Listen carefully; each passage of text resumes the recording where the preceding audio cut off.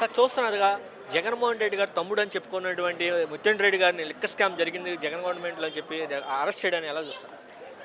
Liquor స్కామ్లో arrest చేయడం అనేది ప్రతి ఒక్క సాధారణమైన వ్యక్తికి కూడా చూస్తుంది ఏంటంటే జగన్మోహన్ రెడ్డి గారి పాలనలో సేల్స్ అనేది బాగా తగ్గింది. అలాగే రాష్ట్రానికి ఆదాయం చాలా ఎక్కువగా వచ్చింది.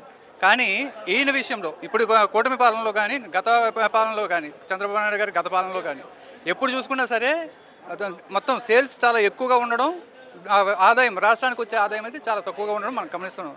ఇలాంటి విషయంలో చాలా క్లియర్గా తెలుసు. ఇప్పుడు కనుక జగన్మోహన్ రెడ్డి గారి మీద ఈ కేసులో ఇరికించడానికి ఎంత ట్రై చేస్తారో అంతలా నెక్స్ట్ వాళ్ళు ఇరుక్కుంటారు.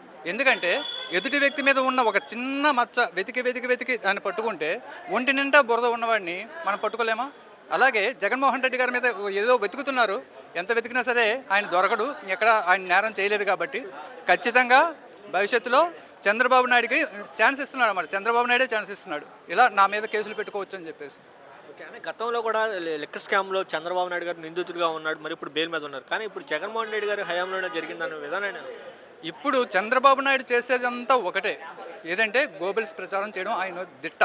ఆయన మొదటి నుంచి ఇప్పటి వరకు నమ్ముకున్నది ఒకటే, అదేంటంటే ప్రతి ఒక్కసారి కూడా ఎదుటి వ్యక్తి మీద బురద వేయడం, తాను లబ్ధి పొందడం.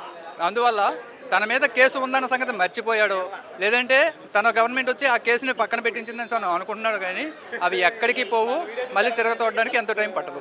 సార్ అసలు జగన్ గవర్నమెంట్లో అసలు జగన్మోహన్ రెడ్డి గారి హయాంలో 5 ఏళ్ళ ఎటువంటి అభివృద్ధి లేదు, ఎటువంటి రాష్ట్రాలు పెట్టుబడి లేదు, ఎటువంటి కంప్లీట్ రేవు అని చెప్పి ఇప్పుడు పదే చెప్పడం జరుగుతుంది. ఎలా చూస్తారు?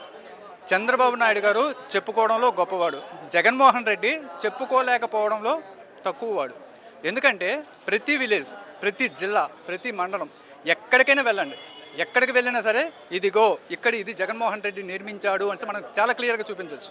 కానీ చంద్రబాబు నాయుడు గారు ఏం చేశారని అంటే వాళ్ళ పార్టీ వాళ్ళే చెప్పలేని పరిస్థితి. చంద్రబాబు నాయుడు పెట్టిన పథకం ఏంటని అంటే చెప్పలేరు, చంద్రబాబు నిర్మించిన నిర్మాణం ఏదైనా ఉందా అంటే చెప్పలేరు. అమరావతిని కూడా గత 5 సంవత్సరాలు ఎలా చేశారో ఇప్పుడు కూడా అదే పరిస్థితి. కనీసం నీళ్లు తోడడంతోనే గడిపేస్తున్నారు. ఎలా ఇప్పుడు అభివృద్ధి లేదు, గతంలో అభివృద్ధి లేదు. జగన్మోహన్ రెడ్డి గారు అయితే మాత్రం ప్రతి అభివృద్ధి ప్రతి జిల్లాలో ప్రతి మండలంలో చూపించవచ్చు. సార్ మీరు చూస్తున్నారు అమరావతి 3 ఏళ్ళ కంప్లీట్ అయిపోద్దని చెప్తున్నారు, అసలు అయ్యే అవకాశం ఉందా?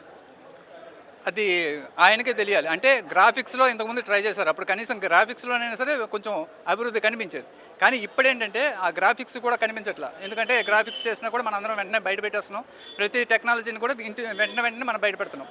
ఇప్పుడు ఆ నీరు ప్రతిసారి నీరు నిండడం, నీరు తోడడం ఇంకెప్పుడు కంప్లీట్ అవుతుంది?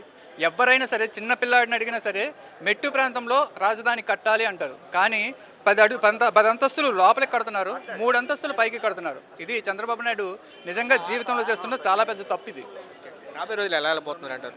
రాబోయే రోజుల్లో అంటే ఖచ్చితంగా ప్రజలు ఇప్పటికే తిరుగుబాటు చేస్తున్నారు. ప్రజల్లో ఒక తిరుగుబాటు విప్లవం అనేది వచ్చింది. రానున్న రోజుల్లో ఇంకా ఎక్కువగా క్వశ్చనింగ్ చేస్తారు, ఎందుకంటే కంపారిజన్ చేసుకుంటారు. జనాలు అయితే కనుక మళ్ళీ కూటమి ప్రభుత్వానికి పక్కన పెట్టేసి జగన్మోహన్ రెడ్డి గారిని తెచ్చుకోవడానికి రెడీగా ఉన్నారు.